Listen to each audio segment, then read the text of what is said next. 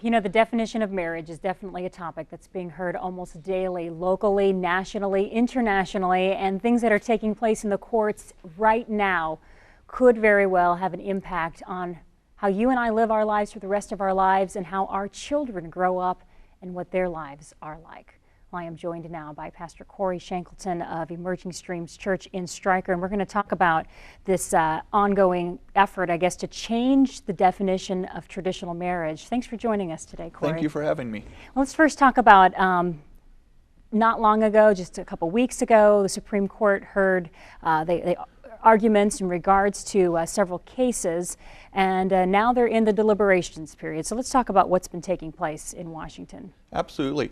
You know, one of the things I think we need to understand is that defining or redefining marriage, it's really a nonsense thought. We don't have the right to redefine something that we didn't define to begin with. However, in Washington right now, I was very encouraged hearing the reports that were coming out of the Supreme Court's oral arguments.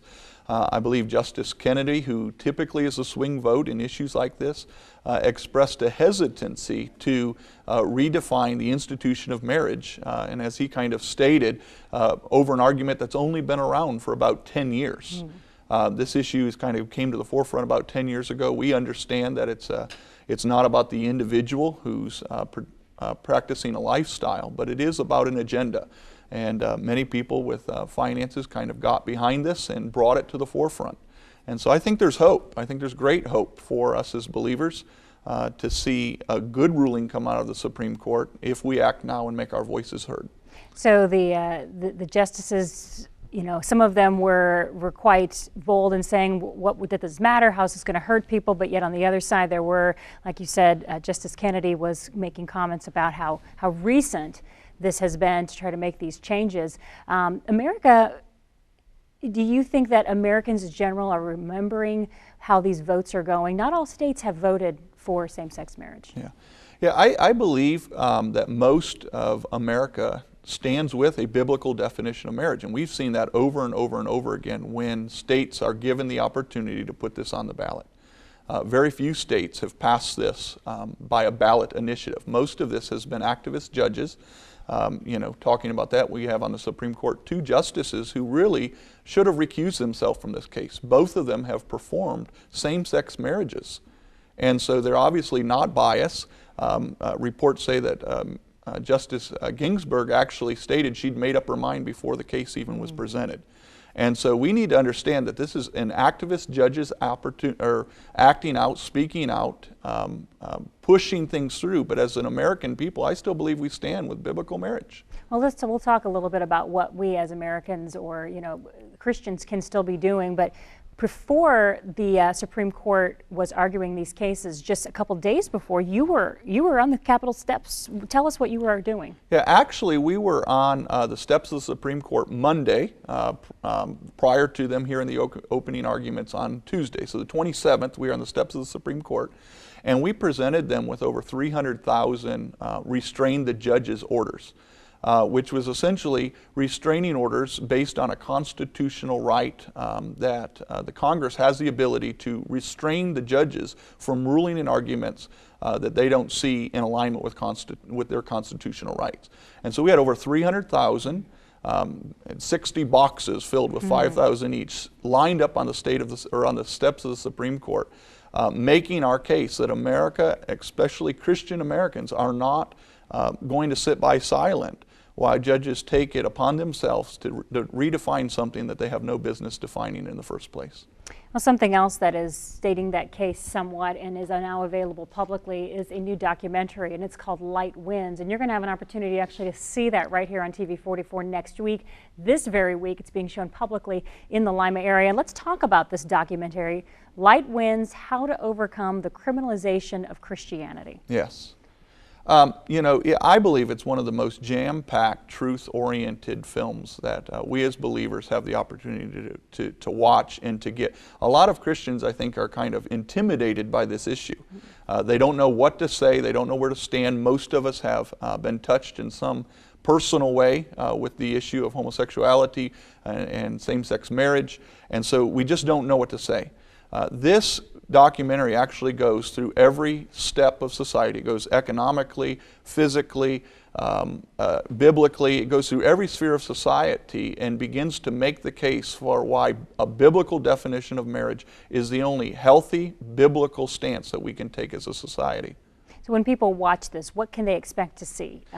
To give you an idea of the type of people that they'll see. They have anyone from Dr. Dobson to Bill Johnson to former Secretary of State Kenneth Blackwell, ambassadors, medical doctors. They have, it's essentially, the lady Janet Porter who produced this gathered the who's who in every field and begin to ask them why this matters in their particular field.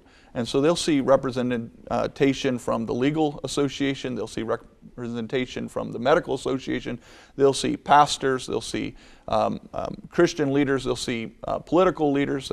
Ted Cruz is in there along with Rand Paul, and all of them, Mike Huckabee, all of them making the case for why biblical marriage matters. And your church is also included in this, as cited as a healing location, or tell me about that. Yes, Emerging Streams. I myself had been involved in the lifestyle in my late teens, early 20s.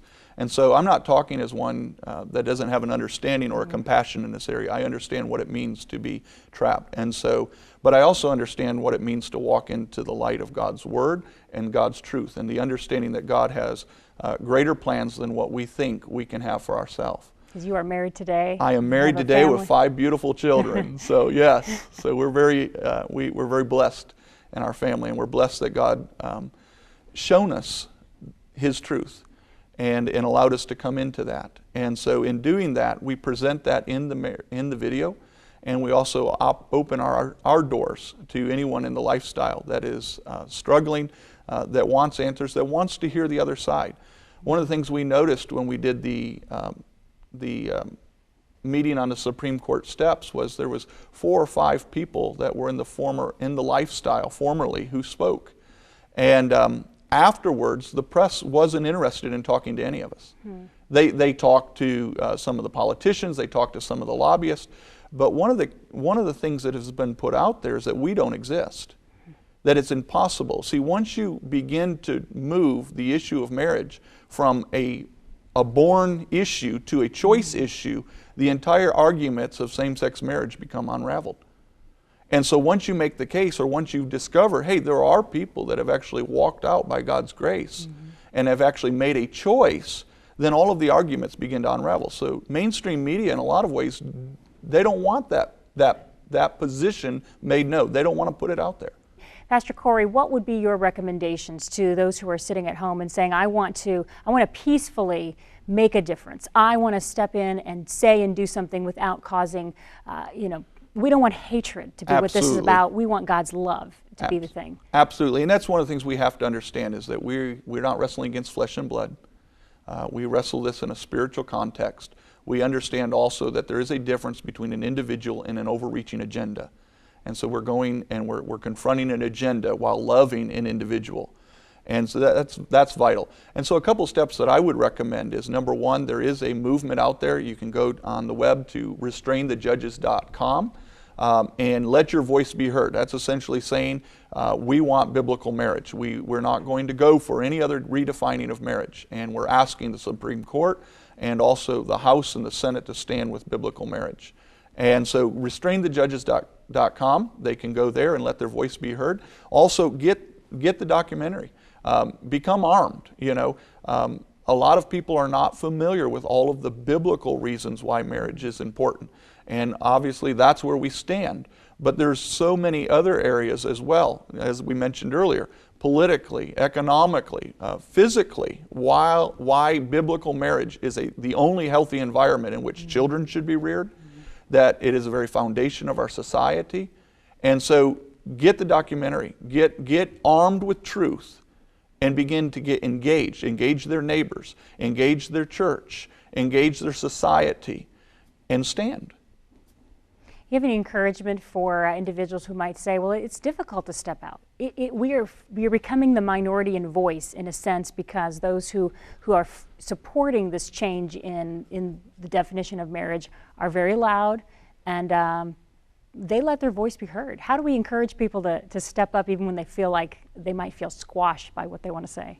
Well, I think the greatest encouragement is this: greater is He who's in us than he that's in the world.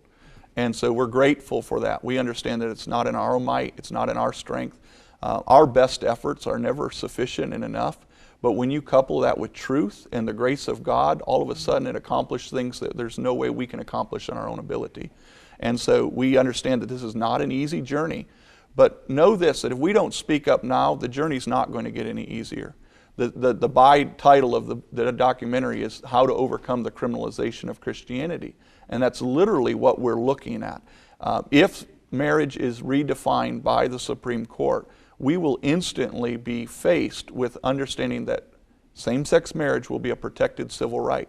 And therefore every church and every Christian business will be required by law to participate in those unions.